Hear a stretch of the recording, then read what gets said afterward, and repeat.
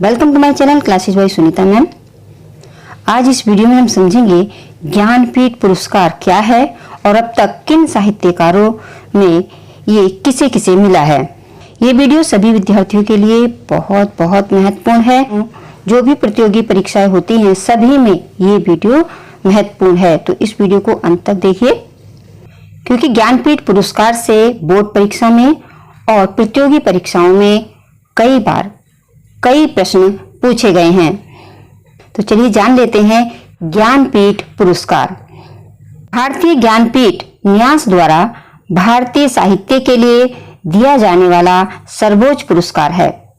भारत का कोई भी नागरिक जो 8वीं अनुसूची में बताई गई 22 भाषाओं में से किसी भाषा में लिखता हो इस पुरस्कार के योग्य है। अगर किसी को ज्ञानपीठ पुरस्कार मिलता है तो ज्ञानपीठ पुरस्कार में क्या क्या मिलता है। पुरस्कार के तौर पर 11 लाख रुपए की धनराशि और एक प्रशस्ति पत्र और बाग देवी की कांस्य प्रतिमा दी जाती है। बाग देवी की कांस्य प्रतिमा यानी सरस्वती माता की प्रतिमा दी जाती है। और ये सबसे पहले पुरस्कार मिला ज्ञानपीठ पुरस्कार, पहला ज्ञानपीठ पुरस्कार 1965 में मलयालम के लेखक शंकर कुरूप को प्रदान किया गया था। वहीं हिंदी में सुमित्रानंदन पंत जी को 1968 में उनकी रचना चिदंबरा को ज्ञानपीठ पुरस्कार देकर सम्मानित किया गया। ये हिंदी के पहले रचनाकार थे जिन्हें 1968 में ज्ञानपीठ पुरस्कार मिला। 1982 तक ये पुरस्कार लेखक की किसी एक कृति के लिए दिया जाता था, लेकिन इसके बाद से यह लेखक के भारतीय साहित्य में संपूर्ण योगदान के लिए दिया जाने लगा।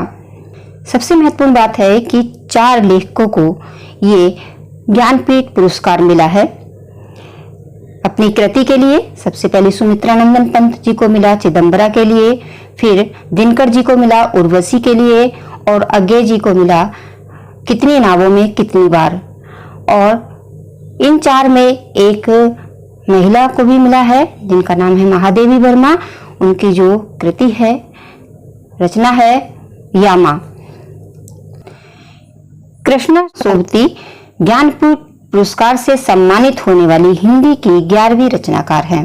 भारतीय ज्ञानपीठ पुरस्कार 2021-22 किसे दिया गया। असमिया लेखक नीलमणि फुकन जूनियर को दिया गया और कोंकणी लेखक दामोदर मावजी को दिया गया है। ये भी याद करने का है, ये बहुत महत्वपूर्ण प्रश्न है कि 21-22 में भारतीय ज्ञानपीठ पुरस्कार किसे मिला। तो असमिया के जो लेखक है नीलमणि फुकन जूनियर और कोंकणी जो लेखक है दामोदर मावजी को दिया गया। यहाँ पर देखिए लेखक है, ये कृति है, ये वर्ष है। तो सबसे पहले मिला है सुमित्रानंदन पंत जी को चिदंबरा के लिए। कब मिला। 1968 में। ये सन भी याद रख लेना। 1968 में सुमित्रानंदन पंत जी को चिदंबरा के लिए ज्ञानपीठ पुरस्कार मिला। सुमित्रा और चिदंबरा दोनों को इस तरह से याद कर लेना कि सुमित्रा और चिदंबरा, ठीक है, इससे आपको याद भी रहेगा। और सन है 1968, 1968। दूसरा ज्ञानपीठ पुरस्कार मिला था रामधारी सिंह दिनकर को उर्वशी के लिए, ठीक है, ये मिला 1972 को। तो उर्वशी से आप याद कर लेना रामधारी, धारी और उर्वशी, ठीक है, थोड़ा थोड़ा इस तरह से याद कर लेना मिला करके कि रामधारी और उर्वशी, जैसे सुमित्रा चिदंबरा, और इनका सन है 1972। 1972 को ये ज्ञानपीठ पुरस्कार रामधारी सिंह दिनकर को उर्वशी के लिए मिला था। तीसरा ज्ञानपीठ पुरस्कार अज्ञे जी को मिला। और कौन सी रचना है इनकी, कितनी नावों में कितनी बार, 1978 में मिला। अब अज्ञे को आप किस तरह से याद रखिएगा कि जैसे कितनी नावों में कितनी बार, और अज्ञे का मतलब होता है अनजान। तो इनकी रचना में ही इनका नाम आप ढूंढ सकते हैं कि जैसे रचना है कितनी नावों में कितनी बार, कि पता ही नहीं है कि कितनी नावों में कितनी बार, ठीक है। इस बात से क्या है, अनजान है, अज्ञेय है, ठीक है, तो आप इस तरह से याद रख लीजिए कि ये रचना है अज्ञे जी की। और कब मिला इनको ज्ञानपीठ पुरस्कार? 1978 में। चौथे नंबर में महादेवी वर्मा। महादेवी वर्मा और जैसे इनके जो ये रचना है यामा, यामा में माँ और महादेवी, माँ आया है दोनों में, तो इसको आप इस तरह से याद कर लें कि महादेवी वर्मा और उनकी रचना क्या है? यामा। और कब मिला? 1982 में। बोर्ड परीक्षाओं में इनसे संबंधित प्रश्न बहुत बार पूछे गए हैं, तो इनको आप अच्छी तरह से याद कर लीजिए, ठीक है। एक तरह से और आप याद कर सकते हैं कि जैसे सुमित्रानंद पंत को चिदम्बरा के लिए मिला 1968 में, तो अज्ञे जी को मिला 10 साल बाद 1978 में, ठीक है। इस तरह से आप सन भी याद कर सकते हैं कि सुमित्रानंदन जी को पहला ज्ञानपीठ पुरस्कार मिला था 1968 में, उसके ठीक 10 साल बाद मिला अज्ञे जी को कितनी नावों में कितनी बार? 10 साल बाद, यानी 1968 के बाद 10 साल कितने हुए? 1978, ठीक है। उसी तरह से रामधारी सिंह दिनकर जी को उर्वशी के लिए मिला था 1972 में, ठीक है। तो उसके ठीक 10 साल बाद मिला है महादेवी वर्मा को यामा के लिए, ठीक है। तो आप इस तरह से 10-10 साल का करके याद कर सकते हैं कि 1968 में सुमित्रानंदन पंत जी को मिला चिदम्बरा के लिए, फिर 1978 में मिला अज्ञे जी को कितनी नावों में कितनी बार, और दिनकर जी को मिला 1972 में उर्वशी के लिए, और महादेवी वर्मा को फिर 10 साल बाद मिला 1982 में। और भी लेखकों को ये मिला है ज्ञानपीठ पुरस्कार, उसको भी आप याद कर लें। नरेश मेहता को मिला है 1992 में, निर्मल वर्मा को मिला है 1999 में, और कुंवर नारायण को मिला है 2005 में। श्रीलाल शुक्ल व अमरकांत को संयुक्त रूप से दोनों को एक साथ मिला है 2009 में।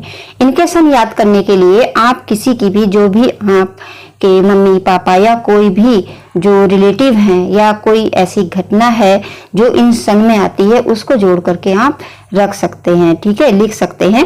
तो वो जब आप याद करेंगे तो वो याद आ जाती है। जैसे मैं इन सन को याद रखना है तो मैं ये करूंगी कि नरेश मेहता जी को ज्ञानपीठ पुरस्कार मिला था 1992 में।